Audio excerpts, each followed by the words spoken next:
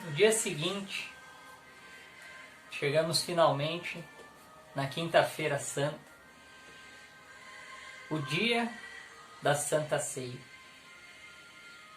Depois de todos os preparativos, Jesus se reúne com seus apóstolos no cenáculo. E naquele cenáculo, ele nos deixa dois dons, dois sacramentos preciosíssimos, não só para a vida da igreja, como também para a nossa vida. O primeiro deles, e o maior de todos, é a Santíssima Eucaristia. Jesus, sabendo que não vai mais estar entre nós, não só por causa da sua morte, mas depois porque ele subirá aos céus, mas ardendo de desejo de estar conosco, como naquela Páscoa. Eu estava ardente de desejo de comer essa Páscoa convosco. E ardendo desse desejo por nós, Jesus vai e institui a Santíssima Eucaristia,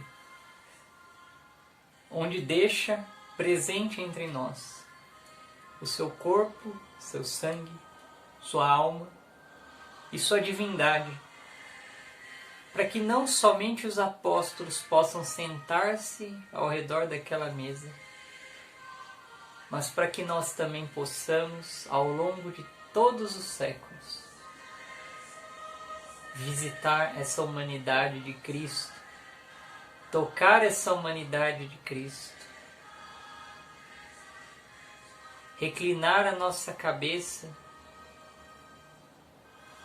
naquele peito humano, naquele peito divino, que pulsa um coração de carne, um coração que nos ama, um coração que nos deseja, um coração que quer estar conosco com todas as suas forças. Ah, Jesus, que dom precioso é a Eucaristia que nos deixaste. Quantas são as almas que foi nutrindo ao longo de toda a vida da Igreja. Quantos santos formastes. Quantas almas fortaleceste. Quantos corações reconfortastes com a tua Santíssima Eucaristia. O sacramento do amor. O sacramento que nos ajuda a cumprir o mandamento por excelência. Jesus, na Santa Ceia, explica aos seus apóstolos, de forma íntima, as coisas mais importantes. Até então, Jesus falou tanto, mas tanto sobre a fé. Mas ele fecha a sua vida na Santa Ceia. Ele encerra seus ensinamentos antes da sua morte, não mais falando de fé, mas falando do seu amor, que é a consequência natural de quem pratica a fé. E naquela ceia ele deixou o mandamento mais sagrado: permanecei no meu amor. Esta é a ordem do Mestre, essa é a ordem que Jesus deixou, essa é a ordem que deve ser obedecida por todos os corações. Que o universo inteiro se dobre ao Deus verdadeiro para permanecer no seu amor. Que todos os anjos santos, todas as almas fiéis, permaneçam no seu amor. Amor que a Eucaristia nos ajuda não só a conservar, mas também a crescer nesse amor. Amor que resume tudo o que Jesus ensinou ao seu povo. Moisés escreveu tantos livros, tantas leis, deixou tantos mandamentos, mas tudo aquilo para no fim da sua vida dizer que o resumo de tudo aquilo, que tudo aquilo queria ensinar as pessoas a fazer uma coisa: Amarás o Senhor teu Deus com todo o teu coração, com toda a tua alma, com todo o entendimento e com todas as forças. E esse é o verdadeiro mandamento, o mais importante. E Jesus não só relembra isso, mas pede que permaneçamos nessa prática até o último segundo da nossa vida. Coisa que, infelizmente, Judas não cumpriu. E depois de tê-lo entregue no dia anterior, combinado a sua traição. Apesar de tantos ensinamentos, apesar de ter andado com o próprio Cristo, Judas olha e permanece naquele ódio. E diante daquilo, Jesus diz: alguém de vós vai me trair. E os apóstolos ficam alvoroçados, perguntando quem será. E Jesus diz: aquele que ao colocar o pão, molhar o pão e o entregar. E ele faz isso com Judas, entrega esse pão, não como sinal de reprovação, mas como sinal do último ato de amor que Jesus vai tentar fazer para quebrar a dureza daquele coração antes que ele se perca totalmente. Para nos mostrar que até o último segundo Deus tenta amolecer o nosso coração. Eu vos darei um coração de carne. Mas Judas se fecha diante daquele gesto de carinho, onde molhar o pão era um gesto que se fazia para a pessoa que ele mais amava, a pessoa preferida dele naquela ceia. Sempre falamos que o apóstolo João é o discípulo que ele amava, era o discípulo mais amado. Mas naquele momento da ceia, ele demonstra uma preferência por Judas, acima de João. Mas nem assim, nem Judas sendo oferecido a ele se tornar o discípulo mais amado do que João, mais amado do que todos os outros 11, nem assim ele converte seu coração. E Jesus, percebendo que não tinha mais volta, então ele diz para Judas: vá e faça o que tem que fazer. Judas se retira. Os apóstolos pensam que ele foi comprar alguma coisa para a ceia, foi preparar alguma coisa para a ceia. Mas na verdade Judas foi chamar os soldados para entregar a Jesus. Nessa mesma ceia que Jesus manda permanecer no amor, ele também lava os pés dos apóstolos e diz: eu vos dei o exemplo. E pede que vos ameis uns aos outros como eu vos amei. Onde ele consagra e explica porque ele se encarnou. Vocês não iam entender se eu explicasse, então além de explicar, eu vim e fiz na frente de vocês. Por 33 anos, eu mostrei para vocês como vocês deveriam se amar. Por 33 anos, eu fiz na frente das pessoas o que é para vocês fazerem. Por 33 anos eu vivi na carne o que é para vocês viverem na sua carne. Mas infelizmente, com muita dificuldade, os apóstolos compreenderam isso. E com esses últimos atos,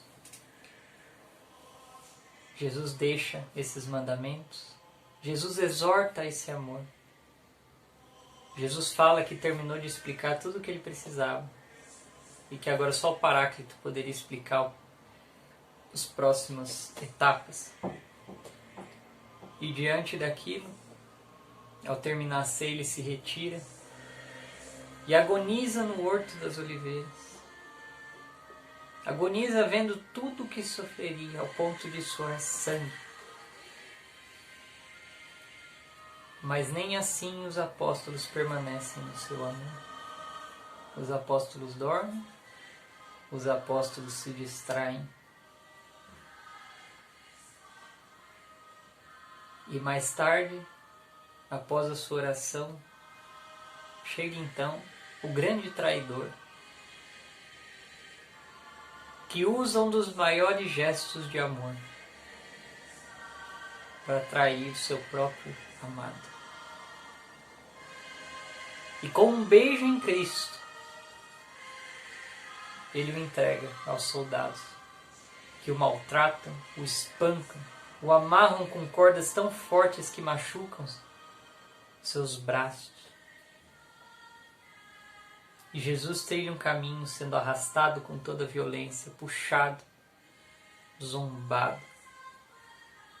E passa toda aquela noite sendo julgado por um tribunal iníquo, sendo julgado pelos próprios príncipes do seu povo, sendo julgado pela ordem sacerdotal que ele constituiu, sendo julgado pelo sumo pontífice, que só era sumo pontífice porque assim ele tinha determinado, sendo julgado pelo seu próprio povo e não pelos pagãos. E assim, depois de ser condenado pelo povo judeu que não podia matá-lo, mas como já era de madrugada e não dava para levá-lo a Pilatos, para condená-lo à morte, ele finalmente é preso num pequeno calabouço, úmido, em que ele ficava todo torto, que ele ficava numa posição desconfortável. Ele não conseguiu dormir aquela noite. Não lhe foi dado alimento naquela noite. Não lhe foi dado água naquela noite. Apenas o que se foi dado foi renovar insultos, zombarias, maus tratos e espancamentos. Senhor, nos dai a graça de na nossa vida permanecermos no seu amor. Enquanto todos aqueles homens permaneceram no ódio contra ti, que eu permaneça no seu amor. Ave Maria.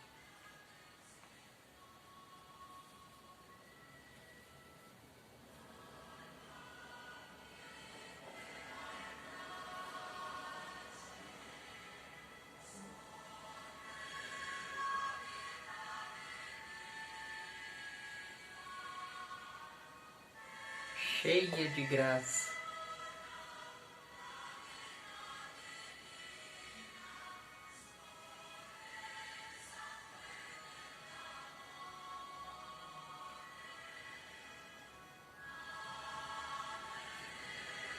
O Senhor é convosco.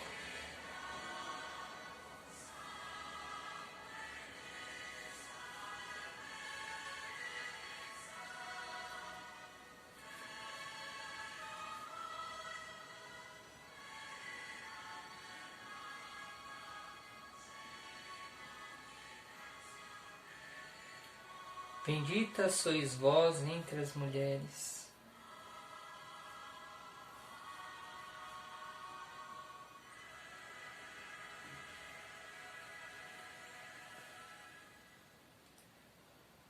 Bendito é o fruto do vosso ventre, Jesus.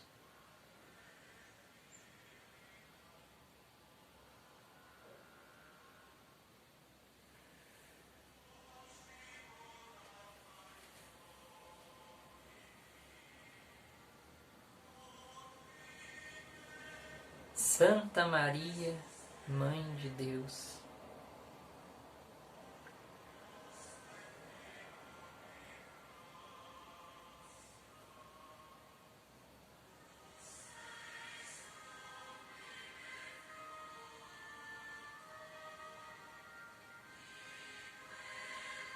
rogai por nós, pecadores,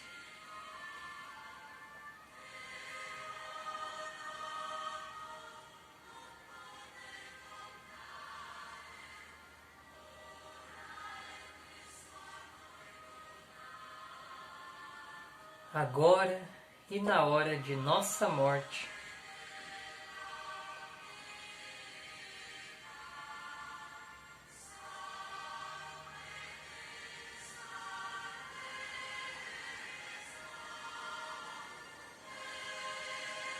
Amém.